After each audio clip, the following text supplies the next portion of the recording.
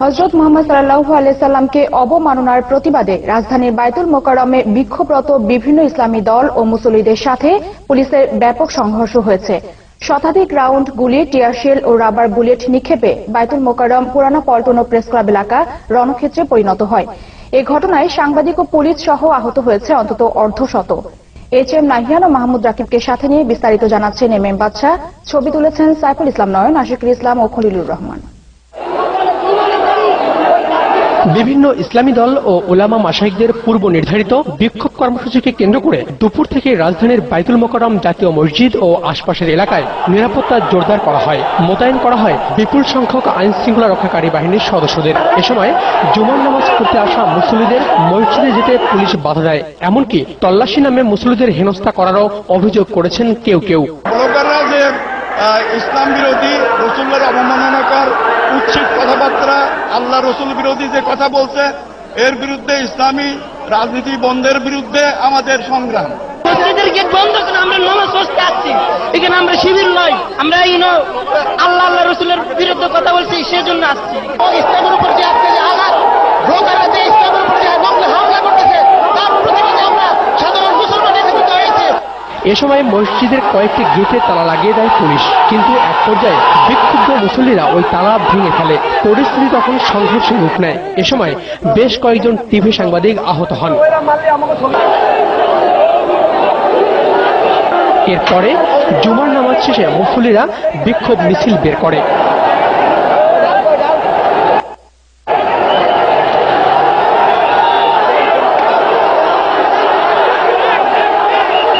পল্টন মোড় press club হয়ে বিক্ষোভ মিছিলটি শাহবাগের দিকে যেতে চাইলে পুলিশ তাতে বাধা দেয়। মিছিলকারীদের লক্ষ্য করে শুরু হয় পুলিশের টিয়ারশেল, রাবার বুলেট ও গুলি বর্ষণ। মুহুর্মুহু গুলির শব্দে পুরো এলাকা তখন পরিণত হয় রণক্ষেত্রে।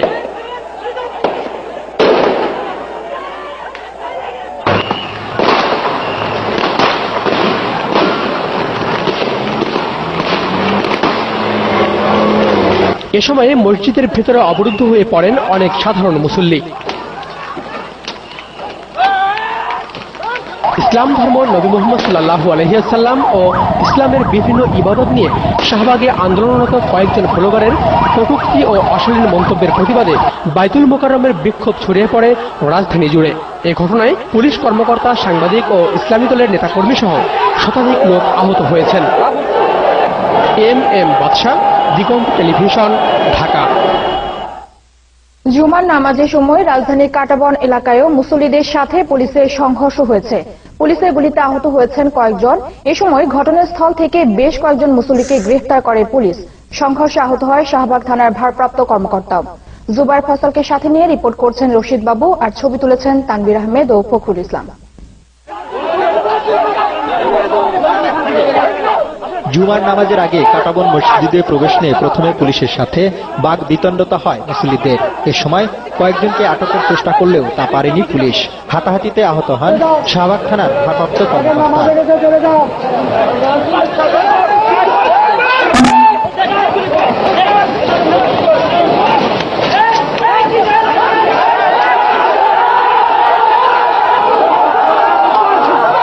পরে জুমার নামাজ শেষ হতেই অ্যাকশনে যায় পুলিশ।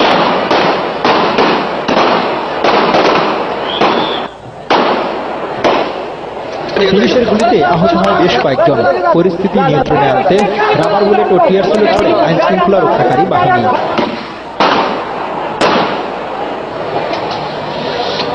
বিভিন্ন ইসলামী দলের পূর্ব নির্ধারিত বিক্ষোভ কর্মসূচির অংশ হিসাবে কাঁটাবন থেকে মিছিল করার কথা থাকলেও পুলিশের বাধায় শেষ পর্যন্ত তা হয়নি। পুলিশের ভূমিকায় বিক্ষুব্ধ মুসল্লিরা।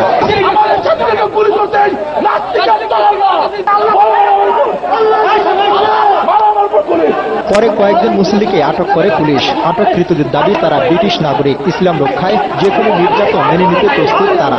লন্ডন থেকে এসেছি, বাংলাদেশের নাস্তিক মুরতাদরা ইসলামকে খতম করতে চায়, তার প্রতিবাদে নাগরিক, আমাকে মারা হয়েছে, আমার টুপি ফেলে দেওয়া হয়েছে, আমার পাগড়ি ফেলে দেওয়া হয়েছে, পাঞ্জাবি ফেলা হয়েছে, আমাকে মারা হয়েছে, রক্তাক্ত করা হয়েছে। এ সময় পুরো এলাকায় আতঙ্ক ছড়িয়ে পড়ে। কিছু সময়ের জন্য বন্ধ হয়ে যায় যান চলাচল। পরে শাহবাগ প্রজন্ম চত্বর থেকে মিছিল বের করে আন্দোলনকারীরা। সেখানে জামাত শিবির বিরোধী স্লোগান দেওয়া হয়। এছাড়া রাজধানীর আজিমপুরে মুসলিমরা মিছিল বের করতে চাইলে সেখানেও বাধা দেয় পুলিশ। এ সময় স্থানীয় আওয়ামী লীগের নেতাকর্মীরা পুলিশের উপস্থিতিতে জয় বাংলা স্লোগান দিলে উত্তেজনা দেখা দেয়। পরে মুসলিমরা চলে যাওয়ার সময় তাদের লক্ষ্য করে ইট পাটকেল নিক্ষেপ করে আওয়ামী লীগ কর্মীরা। এদিকে রাজধানীর মালিবাগ, মিরপুর সহ বিভিন্ন স্থানে বিক্ষোভ করেছে মুসল্লিরা। এ সময় পুলিশের সাথে ধাওয়া পাল্টা ধাওয়ার ঘটনা ঘটে।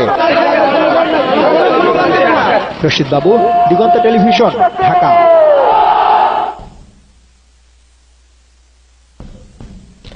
রাজধানীতে সমমনা ইসলামী দলগুলোর কর্মীদের সাথে পুলিশের সংঘর্ষে আহতদের পুলিশ হেফাজতে ঢাকা মেডিকেল কলেজ হাসপাতালে চিকিৎসা দেওয়া হয়েছে, জানাচ্ছেন নয়ন মুরাদ। যাত্রাবাড়ির একটি মাল্টিপারপাস কোম্পানির মালিক আরিফুর রহমান হিরু প্রতি শুক্রবারই জুমার নামাজ পড়তে আসেন বাইতুল মোকাররম মসজিদে। নামাজ শেষে গাড়ির জন্য অপেক্ষা করছিলেন প্রেস ক্লাবের সামনে। পরের দৃশ্যটি এরকম।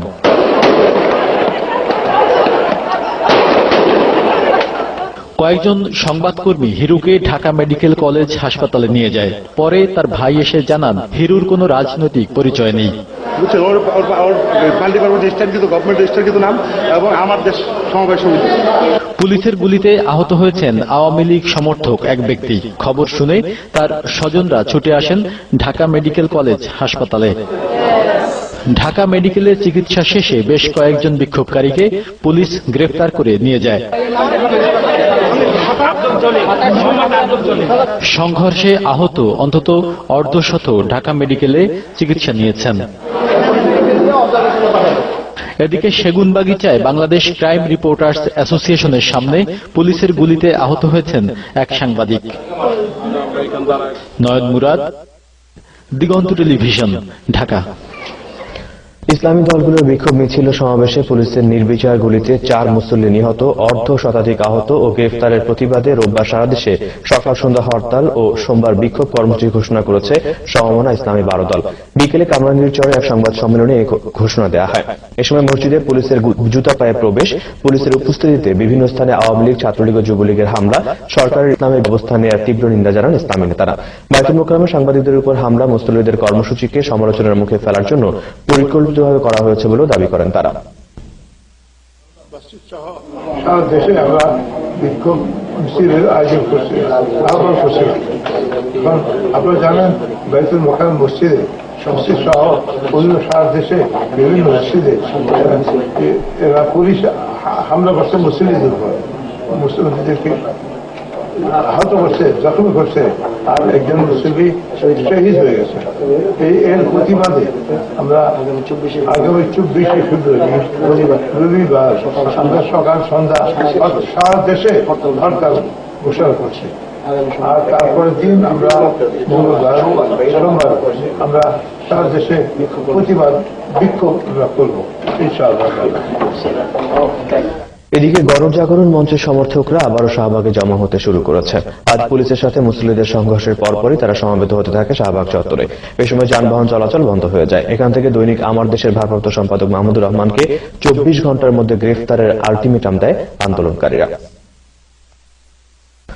গণতন্ত্র রক্ষা ও সরকারের দুর্নীতির বিরুদ্ধে ঢাকা সহ সারা দেশে সময়মতো গণতন্ত্র মঞ্চ তৈরি করা হবে। সরকারকে নির্দলীয় সরকার ব্যবস্থা পুনঃপ্রবর্তনে বাধ্য করা হবে বলে মন্তব্য করেছেন বিএনপি স্থায়ী কমিটির সদস্য ব্যারিস্টার মওদুদ আহমদ। শাহবাগের আন্দোলন যাদের ইঙ্গিতে শুরু হয়েছিল তাদের ইঙ্গিতেই শেষ হয়েছে বলেও মন্তব্য করেন তিনি।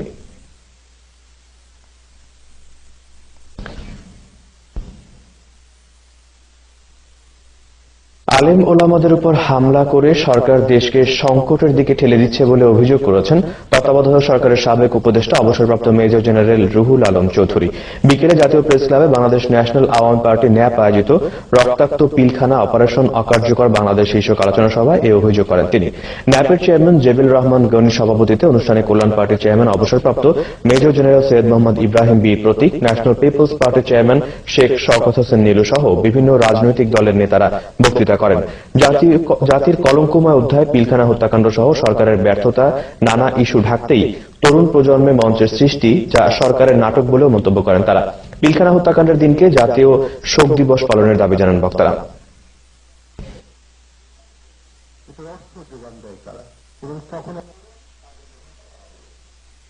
এই দিবসটিকে গত 2 ঘন্টার ভিতরে ইসলামপন্থী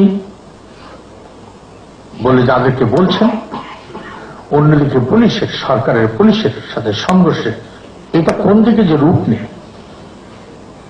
সেটা কিন্তু আমরা কেউ কল্পনাও করতে পারবো না। 57 জন মেধাবী কর্ম অফিসারকে হত্যার মাধ্যমে বাংলাদেশের প্রতিরক্ষা ব্যবস্থাকে দুর্বল করার চেষ্টা করা হয়েছে। সেই পৃষ্ঠপোষকতাকারী মহলকে চিহ্নিত করার জন্য জনগণ চেষ্টা করবে। 25শে ফেব্রুয়ারি বাংলাদেশ যেন জাতীয়ভাবে শোক দিবস হিসেবে পালন করে সেই দাবিটির প্রতি সরকার গ্রাহ্য করবে। দর্শক, নূরে আলমের রিপোর্টটি আমাদের হাতে এসেছে, এখন আমরা সেটি প্রচার করছি। বাংলাদেশ ডেমোক্রেটিক কাউন্সিল আয়োজিত আলোচনায় ব্যারিস্টার মওদুদ বলেন, বায়ান্নর চেতনাকে বাকশাল কায়েমের মাধ্যমে শেষ করে দিয়েছে আওয়ামী লীগ। তিনি বলেন, এদেশের মানুষ যুদ্ধাপরাধীদের বিচার চাই, তবে তা একমাত্র দাবি নয়। শাহবাগের আন্দোলন সরকারের জন্য আত্মঘাতী বলেও মন্তব্য করেন বিএনপির নেতা। তারা একদিকে বলেন আইনের শাসন চান, তারা একদিকে বলেন বিচার বিভাগের স্বাধীনতা তারা চান, আবার তারা এই সমাবেশে যে দাবি যে সবাইকে ফাঁসি দিতে হবে, সাক্ষী সবুজ থাকুক আর না থাকুক, যুদ্ধ অপরাধী হলেই তাদেরকে ফাঁসির আদেশ দিতে হবে, তার প্রতি এই সরকার প্রধানমন্ত্রী আবার সমর্থন দিয়েছেন। সারা দেশে গণতন্ত্র মঞ্চ তৈরিরও ঘোষণা দেন ব্যারিস্টার মওদুদ। এই রাজধানী সহ সারা জেলায় উপজেলায় গণতন্ত্র মঞ্চ আমরা তৈরি করব। সময় অনুযায়ী, সময় যখন আসবে এই মঞ্চ তৈরি করা হবে। এই মঞ্চ তৈরি করার মাধ্যমে আন্দোলন আরো সুদৃঢ় হবে এবং সে আন্দোলনের মুখে বাংলাদেশে গণতন্ত্র প্রতিষ্ঠিত হবে। বর্তমান সরকার বাধ্য হবেন সংবিধান সংশোধন করে নির্দলীয় সরকার অধীনে নির্বাচন। এদিকে বেগম খালেদা জিয়ার চিকিৎসার জন্য সিঙ্গাপুরে যাওয়া নিয়ে আওয়ামী লীগ সাধারণ সম্পাদক আশরাফুল ইসলামের বক্তব্যের প্রতিবাদ জানাতে এক সংবাদ সম্মেলনে বিএনপি নেতা রিজভী আহমেদ সৈয়দ আশরাফের বক্তব্যকে অস্থির মানুষের প্রলাপ বলে মন্তব্য করেন। বিভিন্ন ক্ষেত্রে তারা যেভাবে ব্যর্থ হয়ে গেছেন, এই ব্যর্থতার মধ্যে মনে এবং মাথায় এক ধরনের চাপের সৃষ্টি হয়, কিছুটা ক্ষতিগ্রস্ত হয় এবং এইখান থেকে বিভিন্ন ধরনের প্রলাপ তারা বলতেই পারে যে এইরকম পরিস্থিতিতে যে অন্ধকারে দড়ি যদি রাস্তায় পড়ে থাকে তো দড়িকে সাপ বলে ভ্রম হয়। সৈয়দ আশরাফ হোসেন এবং আওয়ামী লীগের নেতৃবৃন্দের এই ধারাবাহিক বিভিন্ন সময়ে বিভিন্ন ধরনের অপপ্রচার, মিথ্যা, কুরুচিপূর্ণ বক্তব্যের আমি তীব্র নিন্দা এবং প্রতিবাদ জানাচ্ছি। হত্যা, খুন আর গুমের প্রোগ্রাম নিয়ে সরকার দেশ শাসন করছে বলেও অভিযোগ করেন রিজভী আহমেদ। ক্ষমতায় আসার জন্য লগি বৈঠার মতো যে ঘটনাগুলো ঘটিয়েছেন, তো আপনাদের মতো দৃষ্টান্ত কেউ কখনো স্থাপন করেছে বলে আমার মনে হয়নি। নূরে আলম, দিগন্ত টেলিভিশন, ঢাকা।